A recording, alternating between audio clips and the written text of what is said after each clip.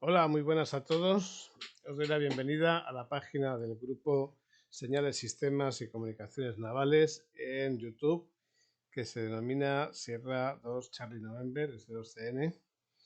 Este grupo de investigación está radicado en la Escuela de Ingeniería Radioelectrónica de la Universidad de Cádiz, en España, y tiene una página de Facebook que se llama Grupo Mascareñas Cádiz, en el cual podéis ver pues aquellas novedades que vamos encontrando por Facebook o por YouTube o por la tecnología de radiocomunicaciones. Os habla el profesor Carlos Mascareñas Pérez Iñigo.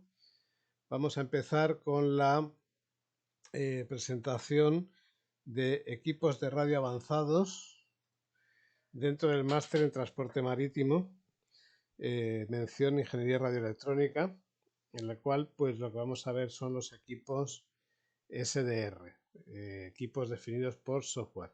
Vamos a hablar de los receptores SDR, los transceptores SDR y las web SDR. Primero y antes que nada es qué son receptores o equipos SDR. Pues los equipos SDR, que vuelvo a repetir, que son equipos de radio definidos por programas, por software, son equipos de bajo coste, pueden andar por 700 o menos euros hasta 10 euros, dependiendo de qué prestaciones y qué calidad queramos utilizar y cuándo nos queramos gastar. Y por lo general no disponen de paneles de mando, no tienen botones, no tienen interface aparato hombre, ¿vale? Sino que tienen un único interface RJ45, RS232 o USB y es lo único que le conecta al ordenador. Va a ser configurado y utilizado mediante el ordenador. El interfaz hombre-máquina va a estar en la pantalla, en el teclado y en el ratón. Y por lo general nada más. Por eso salen tan baratos, porque para empezar ya no tienen interfaz, ¿vale? ¿Qué diferencia hay entre los receptores normales y los receptores de SDR? Bueno, pues los receptores SDR son de banda ancha, es decir, no disponen de filtro de frecuencias intermedias o de radiofrecuencia. En un receptor de onda corta, pues a lo mejor tenemos tal como pasamos la antena, un filtro de onda larga, otro de onda media baja, desde los 300 kHz hasta los 525 kHz o incluso los 1605. Luego tendremos un filtro de onda media alta que vaya desde 1605 hasta 3 MHz. Puede que tengamos dos o tres filtros de onda corta, ¿vale? ¿Con qué fin? Con el fin de que, por ejemplo, los rayos no afecten a la tapa radiofrecuencia, a amplificadores de radiofrecuencia. En este caso no, en el equipo de radio SDR no disponen de filtros, simple y llanamente la sintonización se realiza por software de manera remota con el ordenador, ¿vale? Y entonces permite que esas señales lleguen a la parte matemática. Ya hablaremos de cómo está hecho. ¿Qué tiene de bueno? Pues tiene de bueno que nosotros lo que vamos a coger, si tenemos muchos operadores, vamos a estar escuchando cada uno una frecuencia y no nos vamos a molestar eh, unos a otros. Es decir, que el hecho de estar trabajando con uno en una frecuencia no implica que otro no pueda cambiarse de frecuencia o escuchar la misma frecuencia o solaparse en la frecuencia recibiendo, ¿vale? Bien, la capacidad de seleccionar una entre múltiples frecuencias disponibles permite abaratar costes de instalación. Es decir, ¿qué estamos haciendo? Pues lo que estamos haciendo es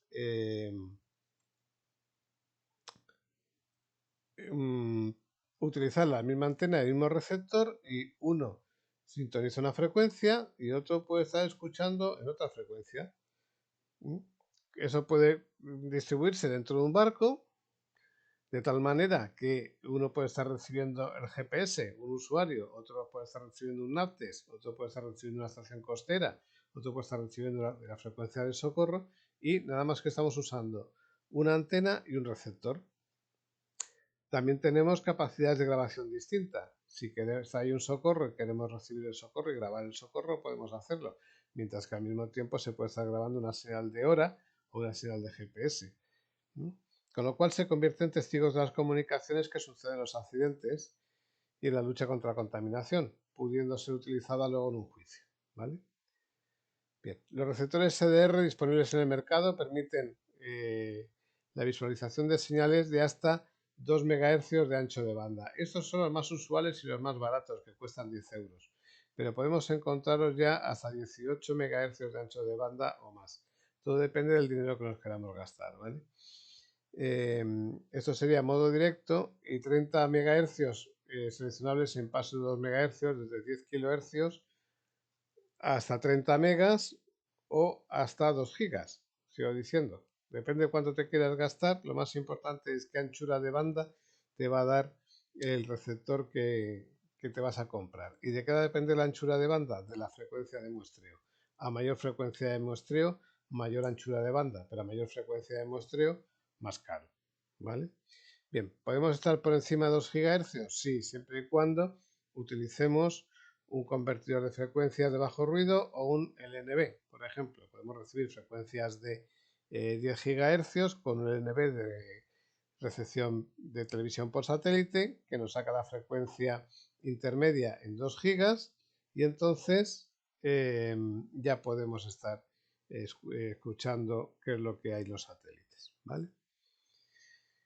Bien, el término software radio fue acuñado por Joe Mitola en 1991 para referirse a un tipo de radios reprogramables o reconfigurables.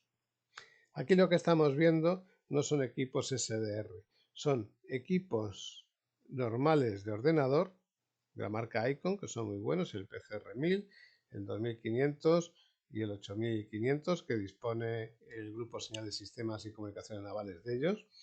Bien, entonces Icon lo que hace es controlar los receptores por software. Decirle qué frecuencia tiene que tener, qué anchura de banda, qué modo de emisión, cómo deben estar los filtros, cómo deben estar los amplificadores, pero no son equipos SDR. Ojo. En este caso son receptores de verdad y que se pueden utilizar bien por ordenador o en este caso como tiene teclado a mano, independientemente del ordenador. En cambio, en los SDR, el software radio, una misma tarjeta de hardware puede realizar distintas funciones en distintos instantes de tiempo, introduciendo cambios en el software. Es decir, nosotros cogemos y decimos, quiero un receptor de televisión, y yo tengo un receptor de televisión porque meto en el SDR el software de televisión. Pero si digo, quiero un receptor de radio, entonces tengo que meter el software del receptor de radio. La tarjeta, la electrónica es la misma, pero la función que hace no. Porque realmente el que hace la función no es la tarjeta, el que hace la función es el ordenador, el programa del ordenador. La primera implementación conocida del concepto SDR fue en el proyecto militar estadounidense Speakeasy, cuyo objetivo principal era implementar más de 10 tipos de tecnologías de comunicaciones inalámbricas, o sea, 10 equipos de radio distintos. Era un equipo programable, el cual operaría en la banda de frecuencias desde los 2 MHz a los 200 MHz. Es decir, querían cubrir la parte de onda corta. La onda media no les interesaba tanto, aunque la onda media empieza en 1605 desde el punto de vista militar, pero utiliza unas antenas muy grandes y para el alcance que utiliza, pues desde los 2 MHz hasta los 200 tenemos la onda corta, la VHF táctica baja, que va desde 30 a 60 megas, tenemos la banda aérea y tenemos la banda marítima. Fijaros, en onda corta se está utilizando banda lateral única, en banda marítima se utiliza FM, en la banda aérea se utiliza AM. 200 MHz empieza a ser la banda táctica militar de VUHF, donde utilizan AM y FM. Entonces, ¿qué les interesaba? Pues con un solo aparato que cubra desde onda corta hasta la VHF, tener AM, FM, banda lateral superior, banda lateral inferior, telegrafía, telex y lo que es mejor, teniendo un solo equipo electrónico, poder reconfigurarlo con las actualizaciones sin tener que gastar un duro. Simplemente tener que meter el software. O sea, ningún duro en hardware, porque habría que cambiar todos los equipos de radio, pero si yo diseño uno multifunción, multipropósito y reprogramable por software, entonces no tengo nada más que comprar un software e instalarlo en 20.000 equipos iguales.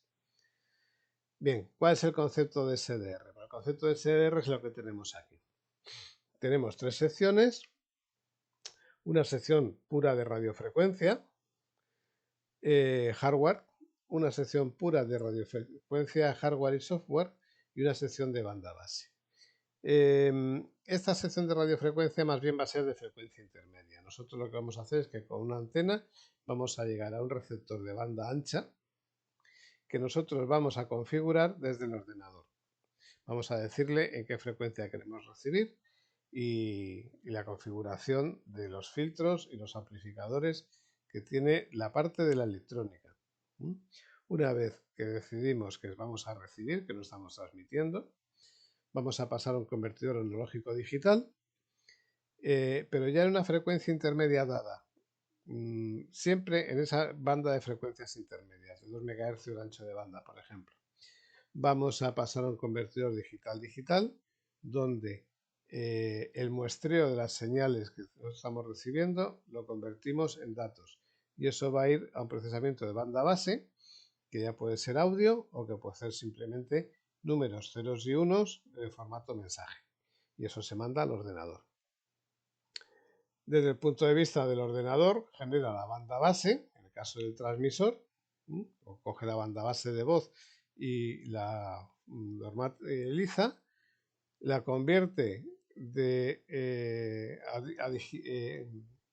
a digital, por llamarlo de alguna manera, pero unificada, y la envía a un convertidor digital analógico. Ya la analogiza directamente, la pone en el transmisor y transmite. ¿Dónde está el amplificador de potencia? Aquí. O si no, puede estar afuera. Ya depende de cómo sea nuestro aparato. ¿Cuánto nos queremos gastar? Eso es lo fundamental. Y aquí tenemos un equipo SDR que, como se ve, es una tarjeta normal y corriente de electrónica con su oscilador para conseguir luego la frecuencia intermedia que va a estar aquí. La tapa de amplificación de radiofrecuencia, los filtros de protección para que no reviente la señal, la tarjeta cuando hay un rayo, una señal muy fuerte, y a partir de aquí ya todo esto es un pequeño ordenador, ¿vale? Bien, alimentación y salida de audio, por ejemplo. La arquitectura SDR es lo que os estaba contando. Una antena, un combinador de radiofrecuencia, que puede ser un relé o no, o puede ser simplemente un filtro de paso banda para, poner a tierra la entrada del receptor, por ejemplo. Cuando nosotros estamos transmitiendo, tenemos un filtro de paso banda para recibir, ojo, es numérico, no es...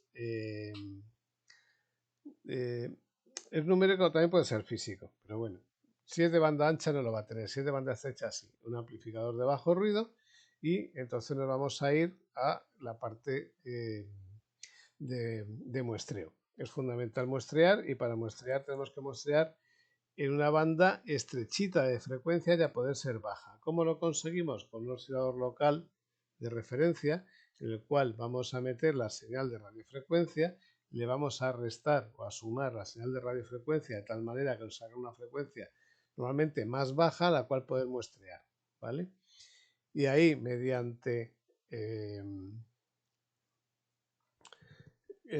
procesadores digitales de señales, matrices programables o sea, de puertas programables, procesadores configurables de comunicaciones, microprocesadores y memorias, los cuales vamos a cargarlos con sistemas operativos, vamos a configurarlos, ¿vale?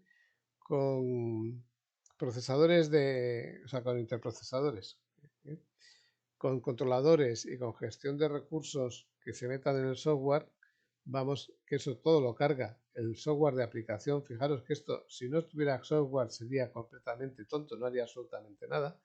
Recibiría por aquí la señal, una frecuencia intermedia, pero no haría nada. Pero cuando nosotros vamos a cargarlo mediante mediante programas, pues vamos a conseguir que dé unos datos digitales al usuario, ya sea en banda base, para ser escuchados, o bien esos datos digitales sean metidos en el ordenador para ser vistos, porque nos interesa mucho lo que es el análisis de espectros. Mientras el operador con el programa de gestión y control lo que va a hacer es modificar todo lo que es el subsistema analógico y sobre todo el subsistema digital, diciendo exactamente qué parte quiero ver del espectro, qué amplitud quiero que le metas al amplificador de bajo ruido, o quiero que el amplificador de bajo ruido me lo dejes quieto y que me juegue solo con la parte matemática del programa, como puede ser cambiar las ventanas de Hamming por una de Hanning o una flat top o lo que queramos hacer, ¿vale? Bien, como estábamos diciendo, una radio de software, una radio hecha por programas, porque al fin y al cabo nosotros sí tenemos una parte analógica de radiofrecuencia, una parte analógica de muestreo y a partir de ahí tenemos datos directamente. Bueno, pues justo ahí en los datos es donde empieza la parte interesante del software, la radio definida por software, ya que todos los componentes o casi todos están definidos y funcionando en forma de programas, pero dentro del ordenador, no dentro de la tarjeta que le hemos puesto, está dentro del ordenador, excepto un mínimo de componentes necesarios, como os estaba contando, que no pueden ser definidos por software porque hace falta que sea tipo hardware. Para empezar, la antena, después los amplificadores y algún filtro que otro si podemos, y después el mezclador, el oscilador local y los muestreadores. Eso por narices tiene que ser hecho por hardware, pero lo que queda ya es por software, ¿vale? Si no lo tenemos, si no tiene programa, sigo diciendo, es una tarjeta electrónica que no hace nada. Por eso es lo interesante del SDR. Que lo que hacemos al meterle el ordenador, o sea, perdón, el programa al ordenador es tomar esos datos que está transmitiendo la tarjeta y definir, por ejemplo, el esquema de modulación a emplear. Puede ser en AM, en FM, banda lateral superior, banda lateral inferior, Morse. El tipo de silenciador, el squelch. ¿Cómo queremos que funcione el silenciador? ¿De forma automática o de forma manual? ¿Queremos definir el nivel de silenciamiento o queremos que lo haga él solo? Cuando vea que hay una comunicación adecuada a la que queremos recibir. Por ejemplo, si yo quiero recibir en AM, pues tengo que tener una comunicación que ocupe, o un espectro que ocupe 6 kilohercios de ancho de banda y que tenga tal amplitud que sobrepase el nivel de squelch. Pero si es una comunicación en FM, como tiene 16 kHz de ancho de banda, a mí eso no me interesa recibirlo, porque estoy pidiendo que reciba AM. O si es SSB, como no lo voy a recibir porque estoy intentando recibir AM, pues tampoco quiero que lo escuche. O sea que puedo hacer un squelch automático dependiendo del tipo de comunicaciones con los cuales me estoy interesado, ¿no? ¿Cómo actúa el control automático de ganancia? De forma manual y subiendo y bajando la ganancia, o de forma automática. Eso también lo puedo decir. Es decir, todo aquello que yo hacía manualmente con el equipo de radio físico, lo puedo hacer con el equipo de radio virtual, con el equipo de radio software, dependiendo de los botones, los controles que me haya puesto el programador en pantalla para utilizar con el teclado y con el ratón. E incluso puedo hacer más cosas que no puedo hacer con el equipo software, pero con el equipo hardware, como es por ejemplo aumentar o reducir los filtros de frecuencia intermedia. Hay unos equipos de radio que sí me lo permiten, pero porque ya son muy parecidos a los SDR, y otros que no me lo permiten porque tienen el filtro hardware, no lo puedo ni aumentar ni disminuir.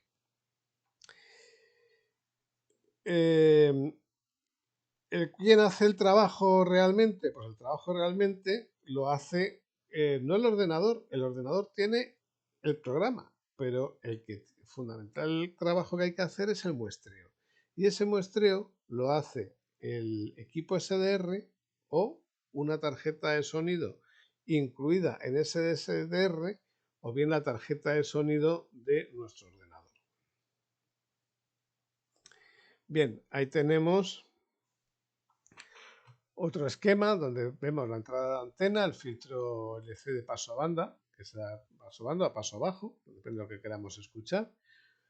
Tenemos nuestro oscilador de frecuencia, oscilador de frecuencia batido, de sintonía, mezclador. Vamos a bajar ya en frecuencia intermedia hacia la tarjeta de sonido.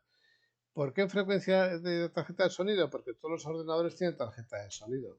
Puede ser un ordenador, o sea, un SDR que tenga su propia tarjeta de sonido, puede tenerla. Entonces nosotros estamos bajando con dos tipos de señales que ya veremos, lo que llamamos señal en fase y señal en cuadratura. ¿Cuál es la señal en fase? La que nosotros tomemos como referencia de fase. ¿Cuál será la de cuadratura? La que esté a 90 grados, la de fase.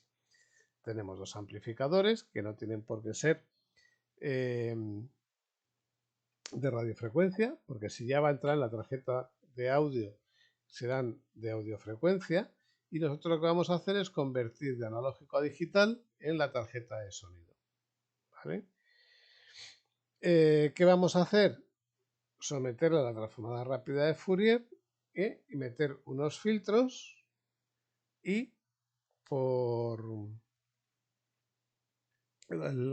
elegir la frecuencia que nosotros queremos escuchar de todas estas frecuencias que tenemos en la tarjeta de sonido, que puede ser 44 kHz, por ejemplo, al hacer la transformada rápida, nosotros lo que vamos a ver es justo lo que queremos ver en pantalla, pero no lo que queremos escuchar. Para escucharlo tenemos que meterle unos filtros a un mezclador, que puede ser con un oscilador de frecuencia de batido, y entonces hacer la transformada inversa de Fourier. ¿Para qué? Porque aquí lo que teníamos eran frecuencias, pero no era señal del tiempo. Al hacer la transformada inversa de Fourier al trocito que queremos escuchar, escuchamos por el altavoz la señal que estamos recibiendo. Cuando transmitimos hacemos lo contrario. Cuando transmitimos hablamos por el micrófono, nos vamos a tarjeta analógico digital, pero en este caso está trabajando en digital analógico, se forma señales en fase y en cuadratura que meteremos en el mezclador e irá al transmisor y a la antena para poder transmitir. ¿Vale? Entonces la etapa de conversión directa lo que hace es trasladar las señales de radiofrecuencia a otras frecuencias muy inferiores. Eso lo vamos a hacer sobre todo en HF. Pero aunque las señales obtenidas en la conversión son señales en el rango de las frecuencias de audio, no tienen por qué estar demoduladas. No, son datos digitales. ¿Vale? Y además varían dependiendo de cómo esté modulado. ¿Cuándo estarán demoduladas? Cuando nosotros hayamos realizado la conversión inversa a la transformada rápida de Fourier. ¿Qué son las señales IQ? Perdón. Las señales IQ representan la envolvente de una señal de antena, por lo que el conocimiento del valor de la amplitud en cualquier de la portadora o de las señales que están llegando a lo largo del tiempo indica cómo es la forma de la envolvente y por tanto como la envolvente es la señal moduladora o la banda base, como hemos visto en los capítulos de modulación, pues entonces si recuperamos la envolvente de la portadora podemos establecer la demodulación de la amplitud. Por eso basta conocer cómo varía el valor de la amplitud del vector R. Démonos cuenta que nosotros tenemos un fasor dando vueltas y este fasor, si cambia en amplitud, decimos que estamos en modulación de amplitud. Si cambia en amplitud, nosotros tendremos una I instantánea distinta y una Q instantánea distinta para cada R instantáneo. Entonces, si conocemos el valor de R, que lo conocemos a través del valor de I con el valor de Q, R al cuadrado es I al cuadrado más Q al cuadrado, o R es la raíz cuadrada de I cuadrado más Q cuadrado, conociendo en cada momento el valor del vector R, pues lo que conocemos es la forma de la amplitud. Y ahora, ¿de qué depende cuando varía R, cuánto varía I y cuánto varía Q? Pues fijaros, todo depende de beta, ¿vale? Entonces, si sabemos I y beta, sabemos cuánto vale R. Y también podemos establecer cuánto vale I, o sea, sabiendo lo que vale I, cuánto vale R, aunque beta sea variable. Bien, si sabemos cuánto vale R, ya podemos demodular. Si sabemos cuánto vale R, sabemos cuánto vale beta, sabemos cuánto vale I, y no nos hace falta saber cuánto vale Q porque ya sabemos lo que vale I. Bien, aquí tenemos el receptor Perseus, del cual tenemos 3 unidades en el Grupo Nacional de Sistemas y Comunicaciones Navales. Es un receptor que va desde 9 kHz hasta 40 MHz y la verdad que funciona muy bien. Tiene una entrada de antena y una entrada de control USB, aparte de la alimentación, ¿vale? Entonces, nos ofrece el espectro de la señal, que puede ser espectro y además la cascada, y distintas pantallas con distintos modos de emisión y distintas frecuencias de muestreo. Tiene una pequeña pega, que es que este software es de pago. Te lo permiten utilizar durante un mes cuando compras el aparato, pero luego tienes que pagarlo o buscarte otro sistema de representación, que existir existen. O sea, no hace falta utilizar siempre el Perseo. Hay más programas porque Mitola ha colaborado con algunas plataformas gratuitas. Yo Mitola, bueno, ya no me acuerdo cómo se llama el que la fabrica, el que lo ha diseñado. Entonces tenéis por aquí pues las frecuencias de muestreo. Acordaros que es para onda corta, onda media, onda larga. La selección de entrada, la posibilidad de grabar, el control automático de ganancias si lo quieres mediano, rápido o lento. Este se parece bastante a lo que es un equipo de radio, tipo de emisión o de recepción, AM, Morse, radioteletipo, banda lateral inferior, superior, FM, DRM, si quieres usarlo, alguno que tú puedas añadir, los atenuadores, y luego pues la frecuencia de entrada y salida, la amplitud, si quieres el volumen, subirlo, bajarlo. O sea, todo esto lo tienes en la pantalla. Sigo diciendo que se parece bastante a lo que es un equipo de radio. Bien, este es otro de los equipos que tiene el Grupo Nacional de Sistemas y Comunicaciones Navales. Tiene dos, FunCube Dongle Pro. Está diseñado por la American Amateur Satellite. Es decir, que está específicamente hecho para trabajar en bandas de satélite en VHF y UHF de aficionado. El problema que tiene es que el ancho de banda para visualizar las comunicaciones son 48 kHz. Es decir, 44 kHz, perdón. Este trabaja con la tarjeta de audio del ordenador. Mientras que este de aquí no, este tiene 2 MHz, tiene su propia tarjeta de audio, el Perseus, y no carga la tarjeta del ordenador, mientras que el FunCube sí. Sigo diciendo, esto es 44 kHz y porque está muestreando a 96 kHz. Bien, otro que tenemos es el receptor RF Space, SDRIQ. Tenemos uno conectado para el uso de los alumnos de Ingeniería Radioelectrónica. Este es un transceptor, fijaros, es un transceptor de HF 50 MHz, desde 1,6 hasta 50 megas y con recepción desde 9 kHz a 50 megas. Ya para empezar lo que tiene son 3 tomas de antena. ¿Por qué? Pues porque una hace falta para la onda media, onda corta baja, onda corta alta y la de 50 de VHF.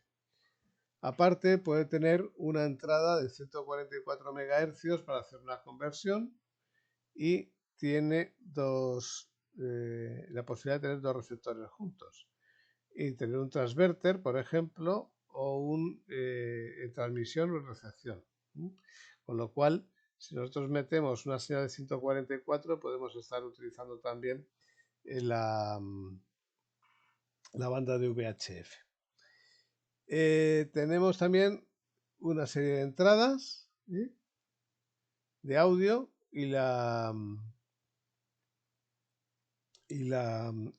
con el control con el PTT de pie.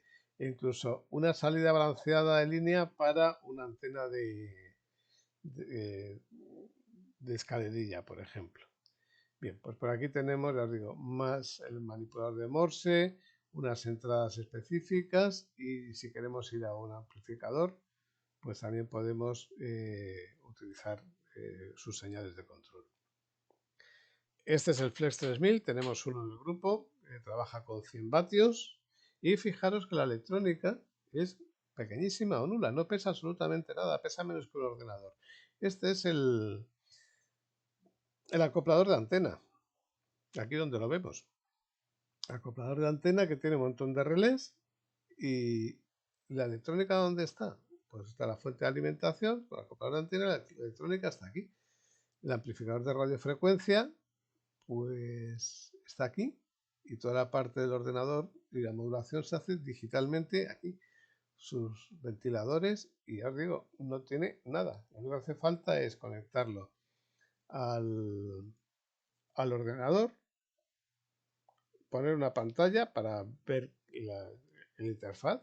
Fijaros, lo tenemos ya aquí, absolutamente todo. Y luego un teclado y un ratón para manejar esto. Si quieres conectarle el manipulador de Morse, pues lo conectas por detrás, y el micrófono pues exactamente igual, o utilizas el micrófono del ordenador. Este transceptor Flex 1500 de 10 vatios, tenemos dos en el grupo y ya estáis viendo lo que tiene. Entrada de micrófonos, salida de auriculares, perdón, entrada de manipulador de Morse, entrada de micrófonos, salida de altavoz, la conexión con el ordenador y el encendido y apagado. Por detrás, una antena para transmitir y recibir. Perdón, aquí. Una antena para transmitir y recibir, y luego el resto es, si queremos dar una entrada de referencia de radiofrecuencia para que sea más estable, se puede hacer. Y una toma de tierra y la alimentación, y luego si queremos hacer un transversor, pues sería conectarlo aquí, un transverter. Y esto es para ahí lo diré, para el FreshWire, que es la rueda de control del dial, el dial que lo podemos tener a mano para utilizar el ordenador. ¿Qué es el web SDR? Pues el web SDR no es ni más ni menos que yo tengo una serie de receptores puestos con sus antenas. Lo tengo a nivel mundial, no lo tengo solo en mi universidad. Y entonces los datos que yo estoy recibiendo los entrego a todo el mundo. Aquel que quiera venir a escucharme, pues que venga y que use mi receptor. Bien, esto que estamos viendo aquí es el interfaz bastante antiguo de la Universidad de Twente, que es la que lidera el, el grupo WebSDR.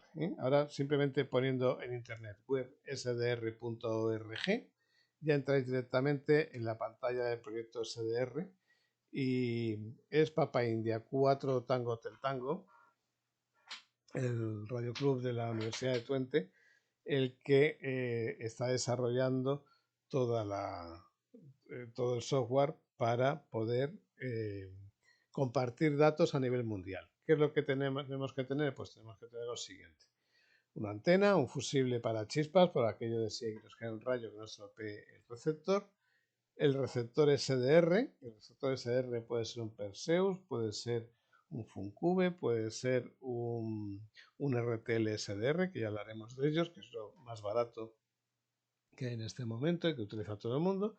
Y luego lo suyo es tener un ordenador que controle el receptor SDR y además que conecte con internet.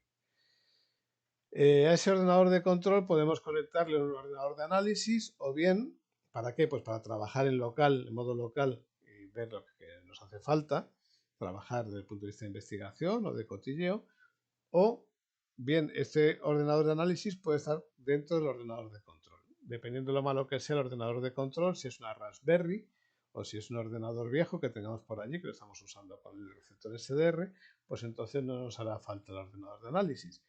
Si este ordenador es bueno, pues no nos hace falta. Si este ordenador es malillo, pues este ordenador de análisis, pues sí nos vendría muy bien porque no cargaría el, el dato del ordenador de control y nada más que lo utilizaríamos como servidor. Bien, pues con estos servidores conectados a Internet, desde muchas partes del mundo, lo que hacemos es que desde otros sitios que no tenemos ordenador o que, perdón, receptor de radio, o bien, que imaginaros que este está en Sudáfrica, este receptor, yo quiero escuchar qué es lo que pasa en Sudáfrica, pues yo podría tener mi ordenador en mi casa, que si es potente no me hace falta lo mismo, ordenador de control, ordenador de análisis, o simplemente a través de internet estoy escuchando y configurando este receptor que tengo aquí. O a lo mejor no hace falta ni que lo configure. Yo simplemente recibo absolutamente todo lo que viene del receptor de Sudáfrica y aquí elijo la parte que quiero escuchar como habíamos dicho antes. Tengo una transformada de Fourier, me mandan la transformada de Fourier, cojo yo la parte que me interesa, del espectro consigo ese trocito que quiero escuchar, le hago la transformada inversa y ya estoy escuchándola. Bien, ¿qué es lo que sí me hace falta? Lo que me hace falta es un sistema preciso de control de la hora, del tiempo universal coordinado, para poder recibir los paquetes correctamente y estar sincronizado con el receptor que tengo en Sudáfrica. Esto, pues, por ejemplo, puede ser el Real Observatorio del Instituto de la Armada o puede ser cualquier servidor de tiempo que haya por Internet, ¿vale? Bien, y aquí tenemos, por ejemplo, cuando se estaba iniciando el proyecto SDR, por aquí tenemos la Universidad de Twente, el Papa Alfa 3 Foxtrot Whisky Mike de su casa, otro radioaficionado, Whisky 4 Alpha X-Ray, que tenía también un soft rock para 160, 80, 40 y 20 metros. Y entonces lo que estamos viendo es lo siguiente. La primera parte es donde está localizado el receptor de radio. Puede ser un radioclub, puede ser un radioaficionado altruista, puede ser una institución como la Universidad de Cádiz. En la segunda columna, ¿qué frecuencias puede recibir? Por ejemplo, pues el de Wert en Holanda, pues tiene dos receptores y entonces tiene uno que va para 80 metros y otro para 40 metros, se manda de aficionado. Y en la tercera columna nos dice qué antena tiene. Luego, la Universidad de Twente, pues cuando estábamos hace 10 años o más trabajando en esto, ponemos que recibía de 0 hasta 20 MHz con un dipolo hecho para 7 MHz, dos ramas de 10 metros que son 40 metros de longitud de onda. Bien, en cambio en Estados Unidos pues estábamos trabajando en 160 metros en banda de aficionado con una L invertida de 30 metros de longitud, en banda de 80 metros y de 40 y de 20 metros con una antena activa Clifton, ¿vale? Y un preamplificador Norton. Bien, pues así todo. Fijaros que tiene a la derecha unos circulitos con un pincho y una letra A, B, C, D. Bueno, eso ya actualmente en 2020 ya no son letras, ahora son números. ¿Y por qué? Pues porque luego aparece un mapa del mundo donde vienen las localizaciones de esas estaciones, la estación E, la G, la F, ¿tal? La C. Bien, nosotros en Cádiz tenemos una, lo que pasa que ahora en 2020 está apagada porque al abandonarse, por decir así, cerrarse las facultades, todos los servicios no imprescindibles se cortó la luz, ¿vale? Para no producir gasto y que no se produjeran incendios en el caso de que se hubiera sobrecalentamientos. Entonces, pues, por seguridad se cortó la red Marconi que tenemos en la Universidad de Cádiz. Bien, ¿cómo empezó todo esto que tenemos aquí? Pues de la siguiente manera. El diseñador, profesor de la Universidad de Twente, quiso hacer un radiotelescopio a nivel mundial. Y entonces lo que pidió fue la colaboración de radioaficionados para poner sus estaciones SDR a la disposición de la Universidad de Twente, de tal manera que con esto hiciera una gran parábola, una gran antena. Bien, pues así surge el proyecto websdr.org, que es maravilloso. ¿Qué es lo que podemos ver? Pues fijaros, lo que podemos ver es lo siguiente. Tenemos aquí un espectro, una serie de frecuencias, en 2 MHz hasta 265, por ejemplo, y aquí tenemos el espectro de la emisión de un facsímil analógico en banda lateral única por octava suprimida que ocupa 1900 Hz, no está multiplexado y bueno, da dos bits en blanco y negro. Y aquí lo que tenemos es una emisión de radioteletipo, transmite datos por interrupción de modulación en frecuencia, F1B o J2C, ocupa 800 Hz en blanco y negro y está sin multiplexar, ¿vale? O sea que fijaros que vemos por un lado el espectro en la parte superior, en este caso, y en la parte de abajo tenemos la cascada. La cascada es fundamental, al principio no gusta a la gente, pero fijaros que ahí se ven dónde están los blancos y los negros. Los blancos están en la parte superior y los negros en la parte inferior. Y entonces está cambiando, es modulación en frecuencia por interrupción de portadora, de uno a otro. Y aquí lo que estamos viendo es, perdón, esto es, no es facsímil, esto es radioteletipo, ceros y unos. Aquí están los unos y aquí están los ceros, está viendo cómo cambia de 1, 0, 0, 1. Y en cambio aquí en el facsímil vemos que está normalmente en la parte del blanco y de vez en cuando pasa al negro, ¿vale? Eso es cuestión de aprender radiotecnia, que tenéis todo lo que son sistemas de modulación y cómo funcionan estas cosas en el canal YouTube del grupo Señales, Sistemas y Comunicaciones Navales, y si queréis aprender más, pues en la Escuela de Ingeniería Radioelectrónica de la Universidad de Cádiz. Bien, aquí tenemos más cosas. Tenemos, por un lado, ARQ, que ocupa 304 hercios, transmisión de datos por interrupción de portadora de frecuencia, F1B, J2B, con dos tonos, o sea, con dos valores, 0 y 1, y sin multiplexar. Y fijaros que es ARQ porque va haciendo rap, rap, rap, rap, rap, rap. Ojo, y aquí nos pasa exactamente lo mismo. Y aquí tenemos Morse. Esto sería el espectro y esto sería la emisión a lo largo del tiempo, la cascada.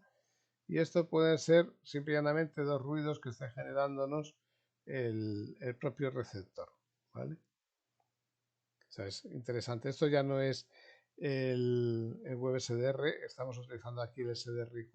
Y aquí se pueden ver, pues por ejemplo, fonía, señor hablando, en esta zona de aquí, justo cuando hemos hecho el pantallazo, aquí no había nadie hablando. Esto de acá son productos de conversión analógico digital de la tarjeta de sonido. Aquí tenemos dos emisiones en USB, una pegadita a la otra, sin interferirse, cada uno de 2,7 kilociclos, y están trabajando. Aquí tenemos tres emisiones en USB que no se interfieren, están ahí cada uno hablando uno al lado del otro. Aquí tenemos un facsímil en J3C, que es lo mismo que decir F1C, un facsímil, una emisión en banda lateral inferior. Fijaros, si os vais a la parte de modulación de la de Radiotecnia 1 o de los mini vídeos de canal YouTube, acordaros que normalmente la amplitud estaba a la izquierda de la banda base, mientras que aquí la banda base tiene la amplitud a la derecha. ¿Qué pasa? Pues que está en LSB, no está en USB. El tono está hacia la derecha, mientras realmente en la voz humana está hacia la izquierda. Y el timbre, aquí lo tenemos hacia la izquierda cuando la voz humana está hacia la derecha, subiendo fijaros aquí, la amplitud, que esto es USB, coincide con la banda base, está a la izquierda. Y el timbre está a la derecha, y el tono está a la izquierda y el timbre está a la derecha, ¿vale? Eso es cuestión de que os miréis, esto también está en USB, le pasa lo mismo. Tenemos aquí el tono y su gran amplitud a la izquierda y el timbre a la derecha, y aquí es al revés, tenemos el tono y la amplitud a la, perdón, aquí está a la izquierda y aquí lo tenemos a la derecha porque está invertido, es la LSB, ¿vale? Bien, aquí hay una USB pero no se ve correctamente en el espectro. Bien, ya estamos en el web SDR de Papa Alfa 3 Whisky Eco Golf, este es el antiguo, sigo diciendo, y aquí tenemos el espectro, no, perdón, tenemos dos receptores en cascada. Aquí hay dos emisiones, ¿vale? Y aquí hay unos rayitos que lo que nos puede estar diciendo es que lo que estamos recibiendo es meteor scatter, dispersión meteórica en esa frecuencia por haber pasado un meteoro en ese momento sobre una emisión que normalmente no recibiríamos. Entonces lo que se hace es que se busca una estación que no se reciba, se apunta la antena hacia su vertical más o menos y si pasa un meteoro entre la estación que no recibimos y nosotros, refleja la señal y es eso lo que estamos escuchando, ¿vale? Eso sería meteor scatter. Creo que estaba, por ejemplo, aquí tenemos la posibilidad de ver rayos en cascada, en frecuencia, ¿vale? Si no hay rayos, veríamos líneas verticales, pero cuando se producen rayos, se producen en todas las frecuencias de la radiofrecuencia, por la gran amplitud que tienen los picos. Entonces podemos ver los rayos en horizontal, ¿vale? Y puede haber que se incremente el alcance de radio por la ionización de la atmósfera. Y este era el antiguo WebSDR de Twente, que son varios receptores trabajando todos en cascada. Podemos hacer que trabajen todos en espectro, porque al fin y al cabo la representación que tenemos nosotros de las transformadas de Fourier en el tiempo en nuestro ordenador, pero no podemos hacer que unos trabajen en espectro y otros en cascada en nuestro ordenador. Otros trabajan en cascada, otros trabajan en espectro. Pero esto era la versión antigua porque ahora ya tiene un receptor que recibe en todas las frecuencias desde 9 kHz hasta 30 MHz, que es una maravilla de receptor lo que tienen, ¿vale? Os recomiendo que vayáis a websdr.org y visitéis la Universidad de Twente, aparte de la Universidad de Cádiz.